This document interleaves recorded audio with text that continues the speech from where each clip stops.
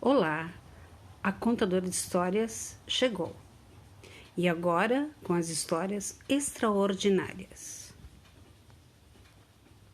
Esta é a Igreja de Nossa Senhora das Dores, em Porto Alegre.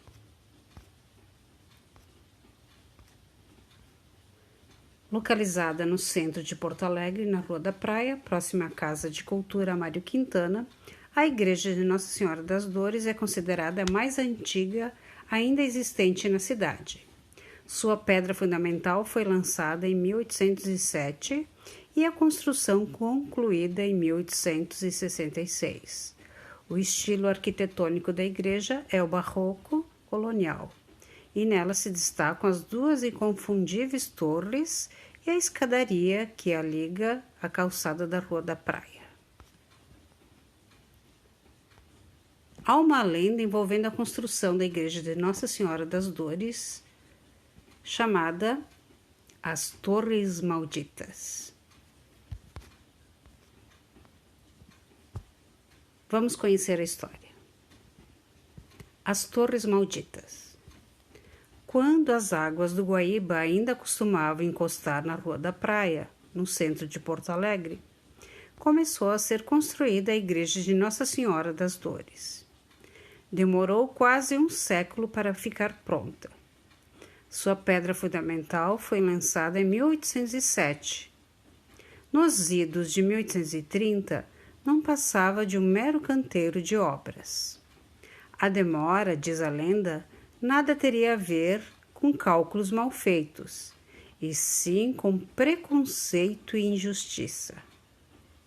Construída em estilo barroco, a igreja tem duas torres de cerca de 50 metros e uma alta escadaria num conjunto harmonioso. Este belo templo de fé e arquitetura, no entanto, não teve nada de harmonioso em sua edificação. O atraso nos primórdios da obra se explica pela forma como era custeada. Todos os recursos ali empregados vinham de doações dos moradores mais endinheirados de Porto Alegre, naquela época, muito poucos, por sinal. Assim, o andamento da construção dependia da quase sempre escassa boa vontade desses doadores.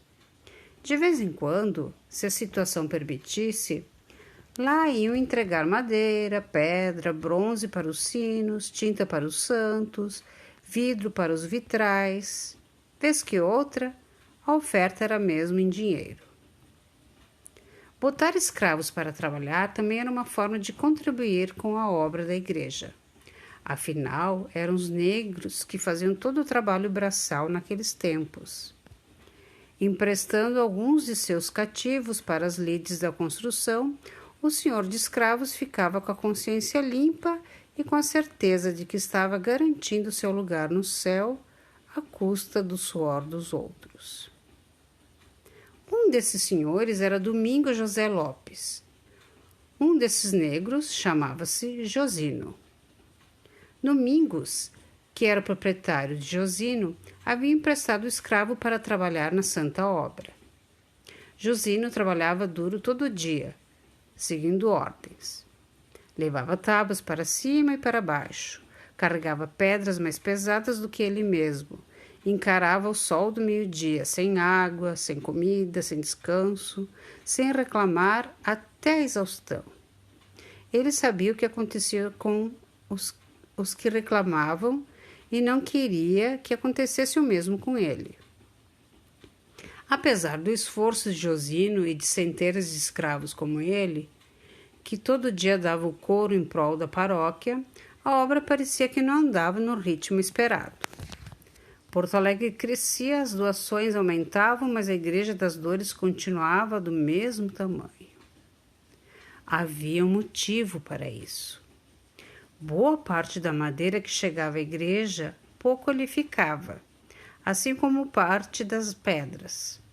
A terra, os pregos, barro, argila, quase todo o donativo era deixado no canteiro de obras, mas de lá saía praticamente intacto.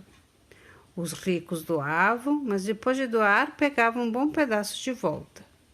Os escravos ficavam numa labuta insana, carregando coisas de um lado para o outro, tirando de uma carroça de manhã para colocar na mesa no final da tarde, sem reclamar.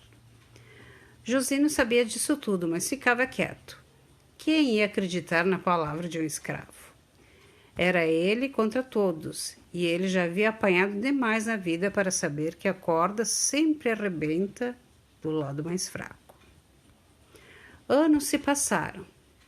Depois de muito trabalho e desvio de material, a igreja finalmente tomou corpo, faltando para a conclusão somente as 2 torres. Mesmo sem a obra estar completamente pronta, decidiram que já era hora de se fazer a inauguração. Foi então instalada no interior do templo uma imagem de Nossa Senhora, ricamente enfeitada, cheia de joias. Chegava o momento da consagração. Eis que sumiu uma das pedras preciosas que adornava a imagem da Mãe de Cristo. Muito se discute sobre quem seria o autor do roubo. Uns diziam que foi um padre, para dar de presente a amante. Outros apontam um homem muito rico, ansioso em ficar mais rico. Há quem afirme que o tal roubo nunca existiu, que a imagem já chegou sem a joia. Se alguém levou a preciosidade, foi no caminho até Porto Alegre. Mas quem quer que tenha sido o verdadeiro culpado, um inocente teve de pagar pelo crime. O escravo Josino. Naquele tempo, pouco adiantava contestar acusações, e as pessoas, ainda mais um escravo, podiam ser condenadas sem provas. Cabia a Domingos, proprietário de Josino, escolher sua sentença. Domingos nem pensou em defendê-lo, muito pelo contrário, condenou-o à morte por enforcamento. Escravos, afinal de contas, eram coisas que se vendiam e se compravam. Um a mais, um a menos, não faria nenhuma diferença para um grande proprietário como ele. Quem se importava com a alma de um escravo?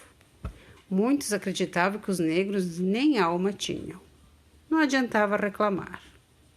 No dia da execução, no entanto, Josino reclamou.